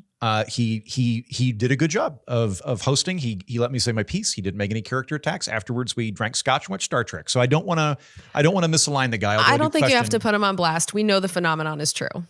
Yes, yeah, but to the Justin's just stirring shit up like he likes to do. Well, no, I mean, like, I don't know why you can't. Whatever. All right. To the liberal bias comment though, I have been hearing for my entire life that. That we all have all sorts of subconscious biases that affect how we perceive good and bad actors, the levels of sympathy that we have, and so on and so forth. So I, being a heterosexual white male, I am more inclined to see the nuance in other heterosexual white males. I am more inclined to be sympathetic to other white males, and so on and so forth. I think that that's very valid, by the way. I think that those biases do exist, and we tend to attribute more honest and good motivations to people that seem like they are us. We project our qualities onto them. If we take that as a given, that people do have a tendency to give a pass to people that are more similar, then if you're in a news organization where 99% of the people are Democrats that donate to liberal causes, and there are no Republicans or independents in the room, as happens occasionally, then yes, I would think that there would be bias in there. It doesn't mean that the people are closing the door and smoking cigars and talking about how to be a willing appendage of the Democratic Party, but it does mean that there is an echo chamber effect that can happen. There are a significant amount of documented instances where a lot of legacy media is overwhelmingly Democratic leaning, and I think it would be to their benefit to have more viewpoint diversity in their newsrooms, and that's not a attack on their character. It's just a realization that these biases crop up, and they happen politically as well. It's always really funny to me that, like, people that usually say stuff like that are oftentimes on the progressive side that will explain to me how the New York Times is actually a Republican outlet, or that it's a conservative outlet. It's like, so the concept of bias is not weird. It is the concept that it could be a liberal bias. And here's all I'll say. I've been in and around journalism since I was 18. I can count on my hand the amount of journalists, Republicans, that I knew at non-specifically conservative outlets. Like, now the media world has changed a lot since then. Everything has balkanized to some level, but it's a place that largely is staffed by people that go to colleges that produce left to center people. Like, that's just the feeder system. Also, in my lifetime, there has been a growing acceptance of bullshit and lies being accepted in the Republican Party. I mean, we have now Republican officials that are constantly lying and just blatant, like not even trying to play it off as true. So I do think that journalists that respect themselves are struggling with this version of the Republican Party, especially in the last 8 years. So I do think that the truth at this point might have a liberal bias. I think both of those viewpoints can be correct. You can have Republicans that are lying and being full of shit. You can also have Democrats that are biased. Like, I don't think those are mutually exclusive. I mean, look, when I say liberal bias, I'm going back to Cronkite. Like I have, this is not a new thing. This is not some new phenomenon for me. Like, this is usually, there are ley lines for which the media has been built on. Doesn't make it bad. Doesn't make anybody around it terrible. In general, there's a reason why you want to hew to very specific journalistic tenets, because you want to be able to show your work nearly mathematically to anybody that would want to show it. It's a reason why I think that it's terrible that there's been an erosion of one of the biggest norms, which is unnamed sources. Unnamed sources are harmful to the credibility of your outlet. And if you don't use them very sparingly, then you are just giving leeway to powerful people to launder their message. And that is something that is sought to be done by any and all political persuasion. This is also just structural. Like, one of the things that's happened in the last 20, 30 years is the implosion of local news. And that's part of the reason that the media structure has become more democratic. It's that the coastal elite institutions were already fairly democratic, but you'd have like your local paper in Branson, Missouri, or in Kansas. And now that those are drying up, you're finding that the local papers tended to be more balanced because you're just more equal distributed. They were more reflective to the region. Yeah, and so part of this is merely structural. That as local news has dried up, those places that would have had more viewpoints or different viewpoints geographically have gone away. So part of this is just a statistical abstraction. But I do stand by my position that if we accept subconscious biases creep in, if you have a newsroom that's predominantly one viewpoint, you're going to have biases in it. But I also think that the dogma of the Republican Party is driving away people who are concerned with facts. So it's like, for instance, let's say you do a story that's talking about climate change and like how the climate is specifically changing. Just the fact that you're addressing that makes you a liberal. So I think that because now this version of the Republican Party, there are just certain things that you do not say. I think people that are, if you're going to be a climate scientist, you're not drawn to be a member of the Republican Party because they just don't believe, So I think you're going to have it look like bias when you do have one party that isn't looking for facts, but is instead looking for the control of the narrative. They want their narrative. They basically want to be told that they're like Joe Biden is really active. Well, and here's the thing, dude, I'm not saying that there's no bias, but I do think that there's something to the idea that one of the reasons it feels like classic media is super liberal is because there are just certain things that Republicans refuse to believe. And so you're not going to get journalists in those fields to join the Republican Party when they don't believe that their field is valid. That's fine. All I'll say is, I will go with my lived experience as a reporter who has many friends throughout all of these entities. I don't think it's really all that complicated. I used to be in an organization what the fuck called the Latin Kings, and we made it a real point to make sure that we had different viewpoints when we were having our board meetings, and I think that it really resulted in better deliberations. Justin, I think you and I are actually saying the same thing, if you boil it down. You're saying that there's not a lot of Republicans in these rooms, and I'm saying, yeah, and I'm just saying, here's why I think that is. But I think we're saying the same thing. Yeah, I mean, if we really look, and I can turn this into 4 hours of fucking where the state of journalism is. The problem isn't on the reporter side. The problem is on the editorial side. And by that, I mean assignment editors who tell reporters what to do. Contrary to what you are fed in television and movies, reporters don't just go freelance and find a thing. They don't just wander around aimlessly and then find a story and bring it back. While that happens Well, that happens every once in a while. They're given stories by assignment editors to go track down, and then you come back and then they are edited in a certain way, and then you go back for comment and blah, blah, blah, blah, blah. That's where bias, institutional bias, tends to come from. Not necessarily from the reporter, but from somebody saying, this is the story. We're going to frame the story this way because that's how we want to get it out there. There's also the balkanization of audience capture that happens. I would be more likely to say in our modern news meta, there is no such thing as nonpartisan media. Everybody is beholden to an increasingly demanding audience that has more of an ideological underpinning than used to exist in the past in a mass media environment.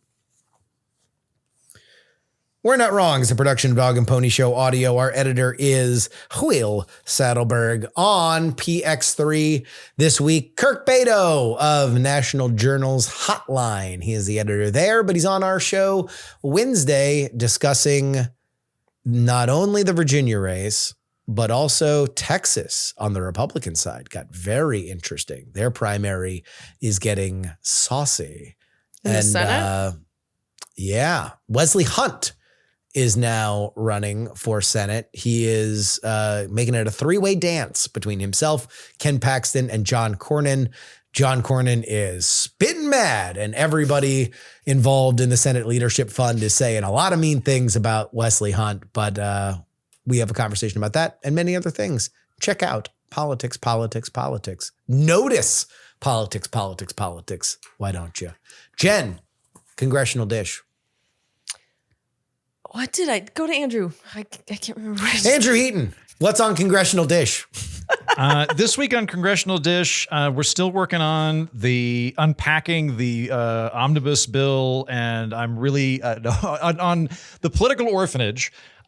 Fresh off the heels of a informative Judge Week, I am going to give us a different flavor profile this week. I am bringing on a comedian, and we are debating whether or not it is okay for comedians to go to Riyadh and accept money from the Saudi Arabian government in order to tell jokes. I take the position it's fine. I think that you should just go do comedy. And I think it's probably good overall that ideas are coming from the United States to Saudi Arabia, even if they're somewhat curtailed.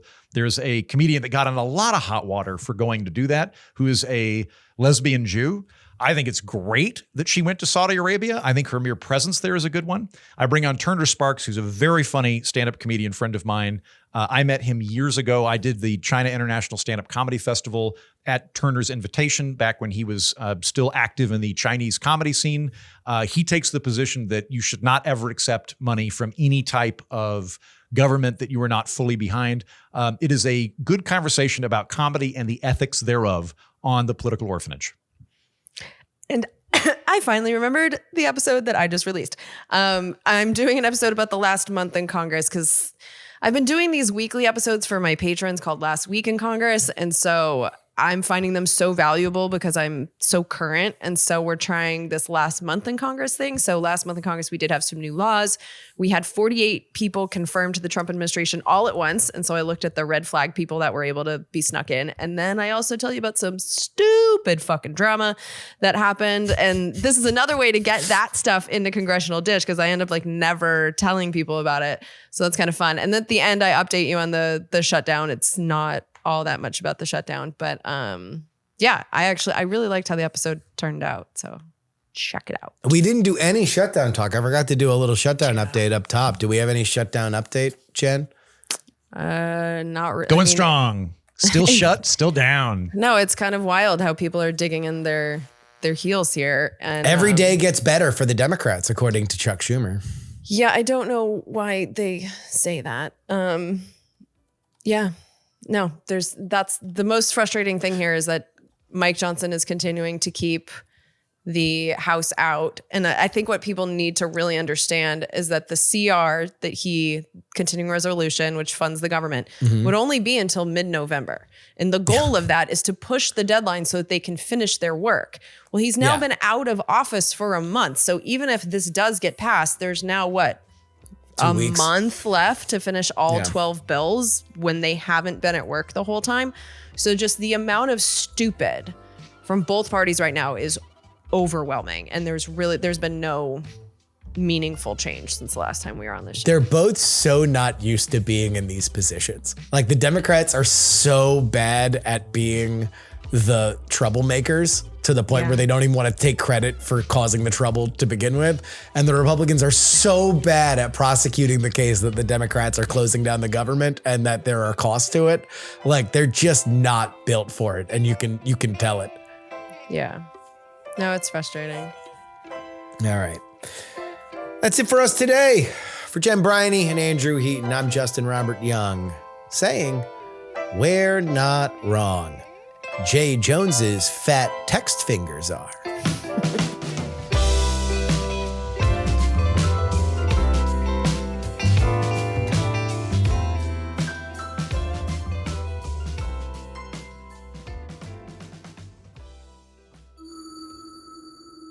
Dog and Pony Show audio.